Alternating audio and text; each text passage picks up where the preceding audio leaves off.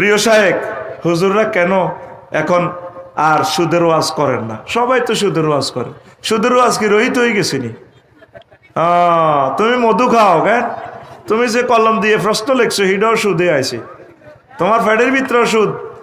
কথা ঠিক কিনা? হুজুরেরা সবাই সুদের ওয়াজ করতে আছে। সুদের ওয়াজ কিয়ামত পর্যন্ত চলবো। যারা সুদ খাইব তাদের এই সুদীদের বিরুদ্ধে ওয়াজ চলবো। কথা ঠিক কিনা? তুমি কি বুঝাও? ইউনুস সাহেবের বুঝাও, গ্রামীণ ব্যাংকের উনি উদ্যোক্তা।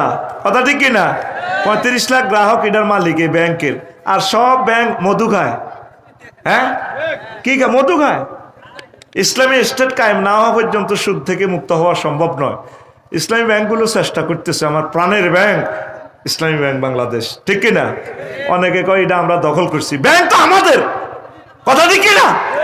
আমাদের পয়সা, আমাদের মেধা, শহীদ বীর কাসিম আলীর এই প্রযুক্তি আমাদের। এটা আমরা কি দখল? এটা তো আমাদের। আমাদের এখানে অবৈধ দখল করছে সেই ইসলামী ব্যাংক বাংলাদেশ আবার আমাদের হাতে এসেছে। কথা ঠিক কিনা? আবল তাবল কথা বলিও না।